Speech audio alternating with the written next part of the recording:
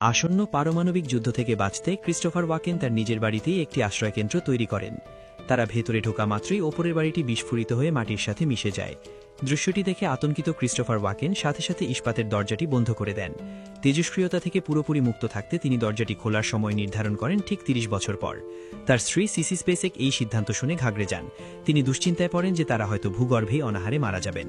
কিন্তু ক্রিস্টোফার ওয়াকেন ছিলেন একেবারে শান্ত ও আত্মবিশ্বাসী, কারণ তিনি আগেই সেই আশ্রয়কেন্দ্রে প্রচুর খাবার ও পানীয় মজুত করে রেখেছিলেন। এমনকি সেখানে জীবনের প্রয়োজনীয় সব সুযোগ সুবিধাও ছিল। তাদের কাছে যে পরিমাণ রসদ ছিল তা দিয়ে দুইজনের ৩০ বছর অনায়াসেই কেটে যাবে। ঠিক এর মাঝেই সিসি স্পেসে গর্ভবতী হন এবং পেটে ব্যথা অনুভব করেন। ক্রিস্টোফার ওয়াকেন বুঝতে পারেন সন্তান জন্মের সময় হয়ে গেছে। তিনি দ্রুত তাকে বিছানায় নিয়ে যান। কিছুক্ষণের মধ্যেই তাদের একটি পুত্র সন্তান জন্ম নেয়। ছেলেটি ধীরে ধীরে বড় হতে থাকে। ক্রিস্টোফার ওয়াকেন তাকে পড়াশোনা ও বিভিন্ন জ্ঞান দান করতে শুরু করেন। তিনি ছেলেকে জানান যে বাইরের পৃথিবী এখন পারমাণবিক তেজস্ক্রিয়তায় দূষিত, তাই তারা এই আশ্রয়কেন্দ্রেই বসবাস করছেন। দেখতে দেখতে ৩০ বছর কেটে যায়। অবশেষে সেই আশ্রয়কেন্দ্রের দরজা খোলার দিনটি আসে। সপরিবারে তারা অত্যন্ত আনন্দিত ছিলেন এই ভেবে যে তারা আবার পৃথিবীর বুকে ফিরে যেতে পারবেন।